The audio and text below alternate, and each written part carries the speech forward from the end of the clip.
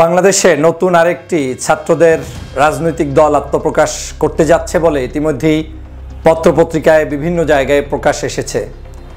আপনারা জানেন যে ছাত্র জনতার বিপ্লবের মধ্য দিয়ে আমরা 5ই আগস্ট বাংলাদেশ থেকে শেখ হাসিনাকে তাড়াতে পেরেছিলাম এবং বাংলাদেশের জনগণের একটি প্রত্যাশা ছিল যে সাধারণ শিক্ষার্থীরা তাদের একটি দল গঠন হোক, সেটা কম হোক বেশি হোক, জনগণ তাদেরকে একটু হলেও সিম্পেথি ক্রিয়েট করবে, তাদের প্রতি ভালোবাসা প্রকাশ করবে, তারা দেশ গঠনে হাঁটি হাঁটি পা পা করে সামনের দিকে এগিয়ে যাবে।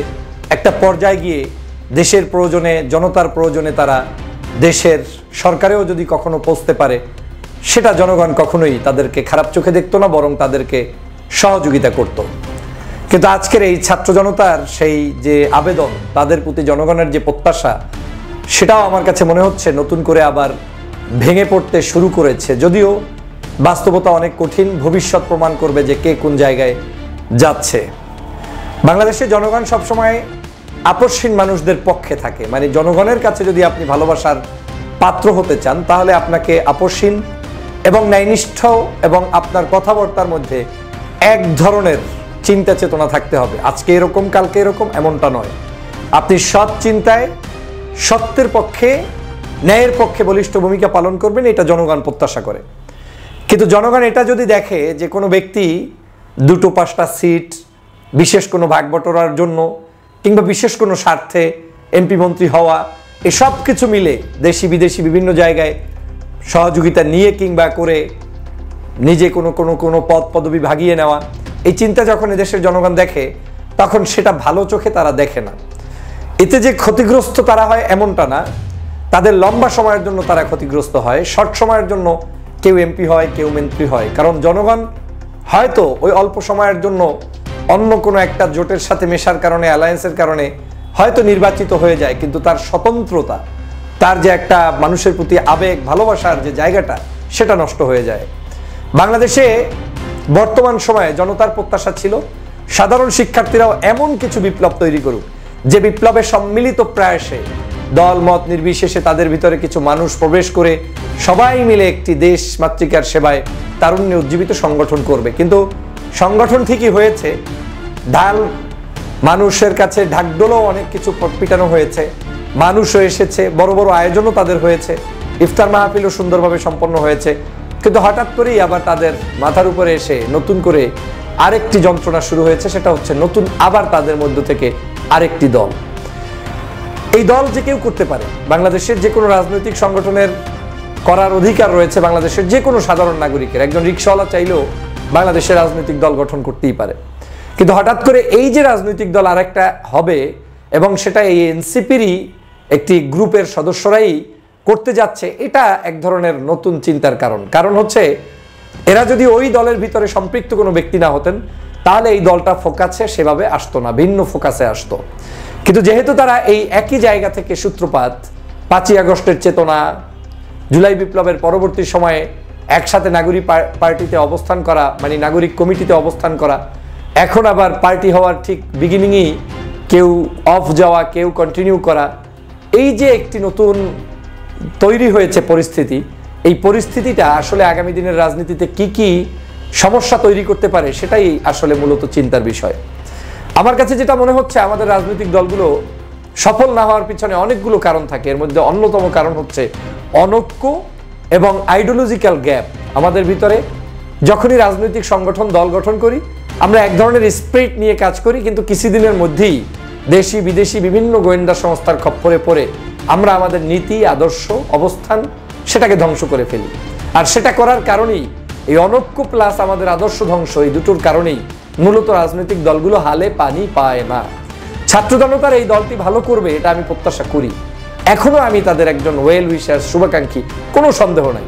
কিন্তু আমাকে সন্দেহ তৈরি করছে দিন দিন যে আদতে এই দলটি শেষ পর্যন্ত গিয়ে ছোট কোনো রাজনৈতিক বামপন্থী দলগুলোর মতো অবস্থা হয় কিনা, কিংবা এই দলগুলোর মধ্যে অনৈক্য তৈরি হওয়ার কারণে, নতুন নতুন কিছু হওয়ার কারণে তারা আদতে কে কতটুকু মাঠের দৌড়ে টিকে থাকবে, সেটা এখন চিন্তার বিষয়। আরেকটা বিষয় হচ্ছে, রাজনীতিতে আপনার অবস্থান ক্লিয়ার থাকা যথেষ্ট দরকার।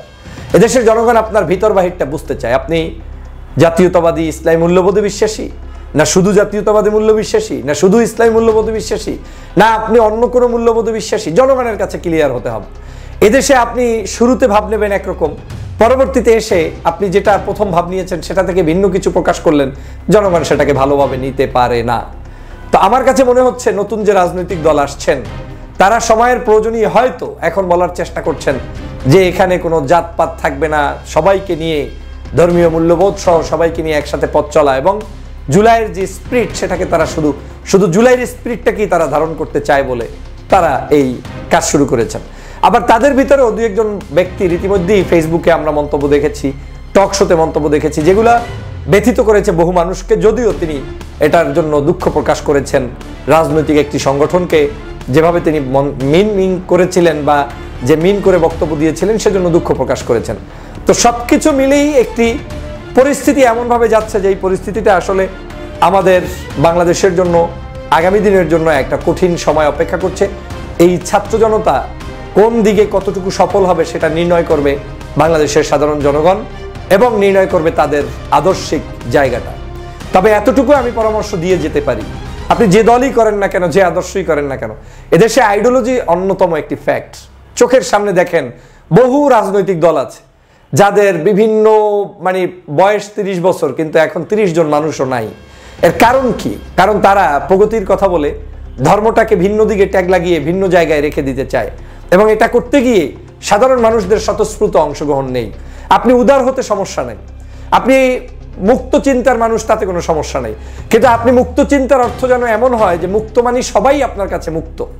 এখন যাতে এখানে দাড়িওয়ালা টুপিওয়ালা ব্র্যাকেটে পড়ে না যায়, এখানে একজন লোক ইসলামপন্থী চিন্তা চেতনা লালন করে সে ব্র্যাকেটে পড়ে না যায়, যেটা আমাদের এই এনসিপি গঠনের শুরুতেও অনেকের কাছে হয়তো আমরা শুনেছি, আমরা জানি না সত্য মিথ্যা, যে অনেক ক্ষেত্রে অনেক রাজনৈতিক দলগুলোকে ট্যাগ লাগিয়ে তাদের নেতাকর্মীগুলোকে ভিন্নভাবে সাইট আপ করা হয়েছে বা পাশে ঠেলে দেওয়া হয়েছে। এই যে এক ধরনের চিন্তা, এই চিন্তার কারণে এই সব জায়গায় ভাঙন তৈরি হবে, পরিস্থিতি ভালো থাকবে না, একে অপরের কাদা ছড়াছড়ি হবে এবং একটা পর্যায়ে গিয়ে সবাই দুর্বল জায়গায় অবস্থান করবে। আবার এটাও না যে বাংলাদেশে আপনি এমন আদর্শ গঠন করবেন যেটার কারণে আপনি সার্বজনীনতা হারাবেন না। আপনি সার্বজনীনতা রক্ষা করতেই আপনাকে এই ডানপন্থী ইসলামপন্থী ধর্মভিত্তিক মানুষগুলোকেও স্থান দিয়ে প্রমাণ করতে হবে যে আপনি সবার।